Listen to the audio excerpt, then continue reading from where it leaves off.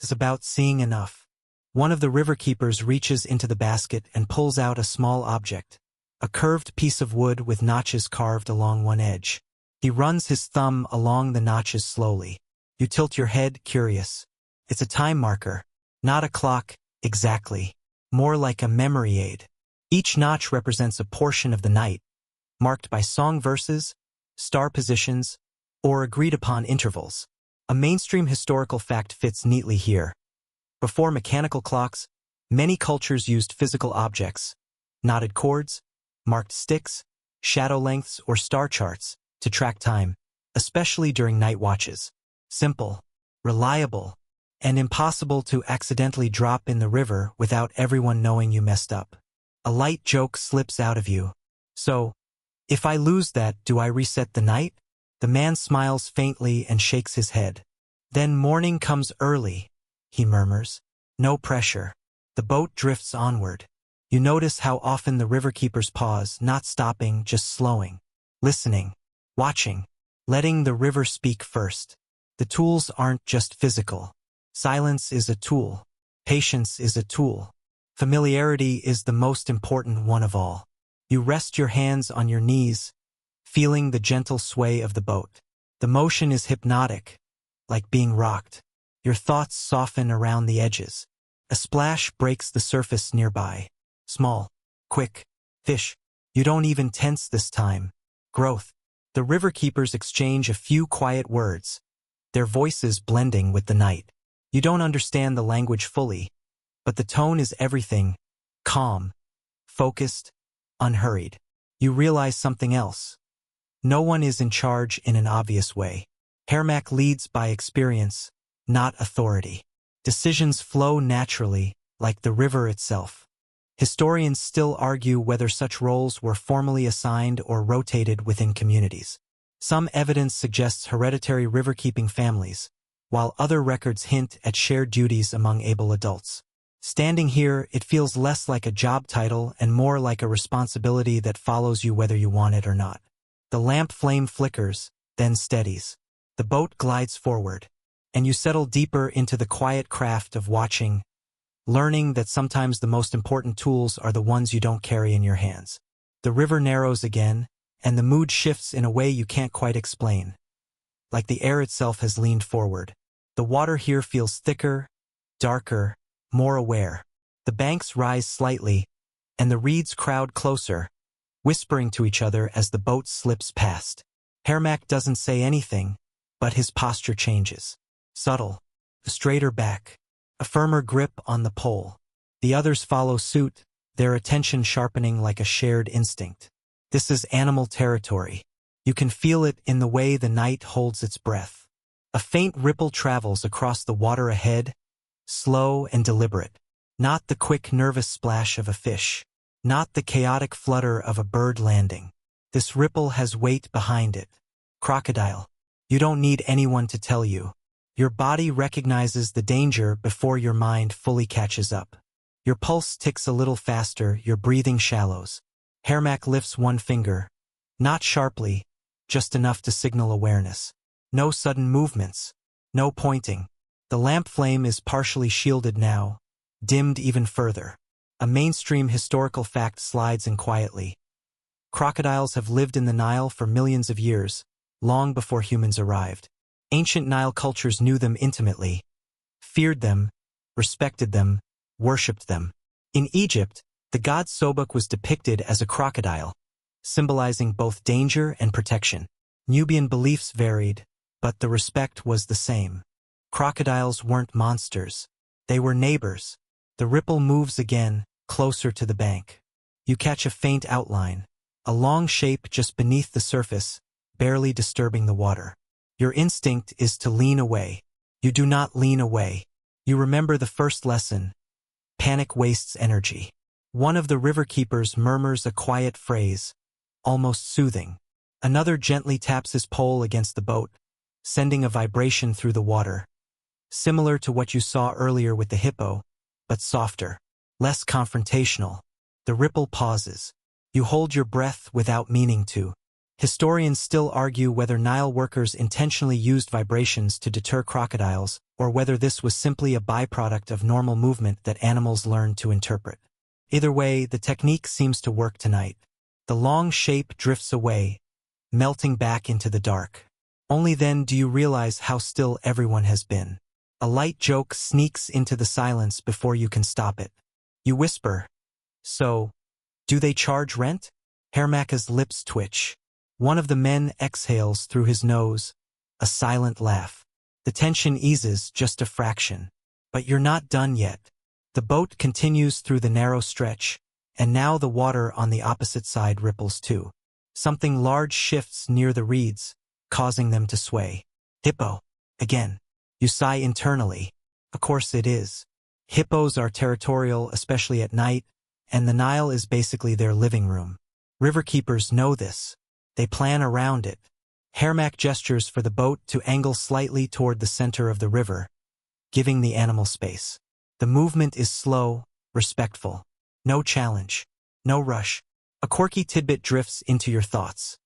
Some Nile communities believed hippos could recognize individual boats and people over time, reacting differently to familiar versus unfamiliar presences. Whether that's true or not is debated, but experienced riverkeepers often claimed animals knew them. Historians still argue whether this reflects animal intelligence, human pattern recognition, or a comforting story told to make danger feel manageable. The hippo snorts loudly, breaking the surface for a breath. Water sprays softly in the moonlight. You do not make eye contact. The boat glides past without incident. As the animals fade behind you, the river widens again, and the tension drains from the night like air from a held breath. You feel oddly calm now, more aware, yes, but less afraid. Exposure therapy, ancient edition. The riverkeepers relax slightly. One stretches his shoulders. Another quietly adjusts his wrap. The hum of insects returns to normal volume. You realize something important. Danger here isn't constant terror. It's a series of brief, intense moments woven into long stretches of calm. That's the rhythm of the night watch. You lean back a little, letting the sway of the boat carry you. The Nile flows on, indifferent to your emotions. And for the first time, you trust it just enough to breathe normally again. The river opens into a broader stretch, and with it comes a different kind of presence. Not animals this time, but people, though you don't see them right away. You hear them first. The soft creak of wood. A faint splash that isn't random. The low murmur of voices carried gently over the water. Trade boats. Hermak shifts his weight and lifts the lamp just enough to send a controlled glow across the river's surface. Somewhere ahead, another light answers. Dim, respectful, not flashy. A conversation in lanterns. The boat slows, not to stop, just to match pace. Out of the darkness, a long, narrow vessel drifts into view. Its hull rides low in the water, heavy with cargo. You can make out silhouettes. Men seated quietly, wrapped against the night air. Bundles are stacked midship, tied down carefully with rope. No one calls out loudly. No one waves. Everything about this exchange is subdued, as if the night itself has rules. A mainstream historical fact settles in smoothly. The Nile was a primary trade artery linking sub-Saharan Africa with Egypt and the Mediterranean world. Nubian regions were especially important for goods like gold, ivory, animal skins, incense, and hardwoods. Trade didn't stop at sunset. Moving at night could be cooler, quieter, and sometimes safer. The boats draw closer, drifting side by side. The water between them ripples gently. Hermak exchanges a few quiet words with the other boat's lead man. Names are spoken. Origins. Destinations. It's less interrogation, more mutual acknowledgement. Everyone here understands the risk of misunderstanding in the dark. You notice how voices stay low, calm, almost sleepy. No urgency. No suspicion. One of the traders passes over a small object tied to a cord. A token. Hermak examines it briefly, then hands it back with a nod. Permission granted. Or maybe confirmation. Either way, the system works. A quirky tidbit floats into your awareness. Some river communities used simple tokens, carved wood, beads, marked stones, as identifiers for boats or trading groups, especially in areas without written documentation. These objects carried meaning only locals understood. Historians still argue how standardized these systems were, or whether they changed village by village. Standing here, it feels fluid, adaptable, personal. One of the traders glances at you and raises an eyebrow, amused. You give a small, awkward wave that instantly feels too modern. He smiles anyway. A light joke slips out of you, whispered. Late delivery? He chuckles softly. River decides, he replies. Fair enough. The boats drift apart, the trader's vessel continuing downriver, its lamp shrinking into the darkness. The night absorbs it quickly, like it was never there. As your boat resumes its pace, you realize how much trust is packed into these brief encounters. Trust in shared customs, trust in the watchers, trust that no one is here to cause trouble. A mainstream historical fact hums beneath the moment. Long-distance trade in the ancient world depended heavily on reputation and repeated interaction. Without modern contracts or enforcement, trust networks were everything. The riverkeepers are part of that network. Quiet guarantors of order. The night settles again. The water smooths. The stars continue their slow drift. You feel a strange comfort knowing that even in the dark, even far from home, there's a system holding things together, softly, steadily, without fanfare. The boat glides on, and you let the rhythm carry you. As trade whispers fade into the river's endless flow, time becomes a softer thing now, not measured in sharp edges, but in repetitions. The dip of a pole, the sway of the boat, the slow passing of stars overhead. If you tried to guess the hour, you'd be wrong, and it wouldn't matter. One of the riverkeepers reaches for the small drum you noticed earlier, resting near his feet. He doesn't lift it dramatically. He just brings it close, fingers brushing the surface once, twice. Then he taps. Not loud, not rhythmic in a way you dance to, just a steady, gentle pulse. A heartbeat more than a song. The sound carries across the water, low and warm, blending with the insects and the river's breath. You feel it settle into your chest, sinking your breathing without asking permission. A mainstream historical fact fits naturally here. Music and rhythm played important roles in many Nile cultures, not only for ceremony but for work. Rhythms helped coordinate rowing, mark time, and maintain focus during long or repetitive tasks. The drumbeat continues, unhurried. Another riverkeeper hums softly, his voice barely above a whisper. The melody is simple, looping back on itself like the river's bends. You realize this isn't entertainment. It's timekeeping. Each verse, each pattern, marks a portion of the night. Not minutes, moments. A quirky tidbit drifts in. Some scholars believe that specific songs or chants were associated with particular stretches of the night, changing as stars moved across the sky. These auditory markers helped night workers stay oriented without constant visual checks. Historians still argue how standardized these systems were, or whether they varied entirely by community. Tonight, it feels personal, lived in. The boat glides forward as the rhythm continues. You find yourself swaying slightly, matching the beat. Your muscles relax. The tension you didn't realize you were holding begins to dissolve. A light joke slips out, whispered. So if I mess up the rhythm, do I time travel? The drummer smiles faintly without missing a beat. The stars overhead shift almost imperceptibly. Orion, if that's what you're looking at, tilts just enough to mark the passage of time. The riverkeepers notice. You wouldn't have, if they hadn't subtly adjusted their posture, their attention shifting like a school of fish. The drumbeat slows, then changes. A new pattern, a new phase of the night. The lamp flame flickers, then steadies again. Someone adjusts the wick. Another checks the marked stick, thumb moving to the next notch. Everything aligns. The river feels calmer now, as if it settled into its own rhythm alongside yours. The water laps gently against the hull, each sound a soft punctuation mark. You begin to feel sleepy, not dangerously so, but comfortably. The kind of drowsiness that wraps around you like a blanket. The night watch continues, measured not by clocks, but by sound, memory, and the slow turning of the sky. And you float within it, content to let time pass without needing to name it. The drum falls quiet, and with its silence comes a different sound, soft crackling. You smell it before you see it. Warm grain, smoke, something faintly sweet. Food. The boat eases toward the bank, nudging gently into a shallow inlet where the water barely ripples. Someone hops out, steady as ever, and secures the rope around a low root or stone. The others follow, stretching their legs quietly, movements unhurried. This is a pause.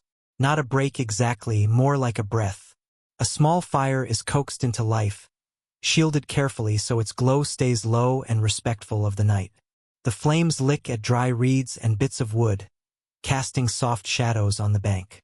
Nothing dramatic, just enough heat to warm hands and prepare something simple. A mainstream historical fact settles comfortably here. Night workers along the Nile, weather guards, fishermen, or boat crews, relied on easy-to-carry, slow-burning foods. Flatbreads made from barley or emmer wheat, dried fish, dates, and thick beer were common, providing energy without much preparation. One of the riverkeepers hands you a piece of bread. It's dense, slightly gritty, and still warm from the fire. You take a bite. It tastes earthy and honest, the kind of food that doesn't try to impress you. Another offers a handful of dates. Sticky, sweet, and grounding. A quirky tidbit slips in as you chew. Ancient beer along the Nile was often consumed with a straw or filtered through cloth to avoid swallowing too much grain sediment. Tonight, no one bothers. This isn't a fancy occasion. Historians still argue how much of daily caloric intake came from beer versus solid food in ancient Nile societies. Sitting here, watching people eat quietly under the stars, it feels like beer is doing a lot of heavy lifting. A light joke escapes you, whispered. So this is the midnight snack everyone talks about. One of the men nods solemnly. Best meal, he says. You sit near the fire, feeling its gentle warmth against the cool night air. The river flows beside you, patient as ever. The stars continue their slow drift overhead. No one rushes. No one speaks loudly. Stories aren't told here, not yet. This moment is about maintenance. Fuel for bodies. Calm for minds. After a while, the fire is allowed to die down. Ashes are stirred, embers tucked away. No trace left behind that would draw attention. The rope is untied. The boat waits. You climb back in, feeling heavier in a good way, fed, steady, present. The night watch resumes, quieter now, softer around the edges. The river carries you forward again, and you let the gentle motion lull you, knowing there's still more night to come. The boat slips back into the current, and the river accepts you without comment. The fire's warmth fades from your skin, replaced by the cool, steady air rolling off the water. Your stomach is pleasantly heavy now, your limbs relaxed, as if the Nile itself has approved your presence. This stretch of river feels different, less wild, more organized. You notice it first in the banks. Wooden posts appear at intervals, half submerged, marking edges that only locals would recognize. Ropes trail from a few of them, coiled neatly, ready to be pulled. There are paths worn into the mud where boats regularly dock. This is a controlled space. Hermac gestures toward the posts and murmurs a word that sounds official. Not a title exactly, but a concept. Boundary, passage, responsibility. A mainstream historical fact settles in here. Along key sections of the Nile, especially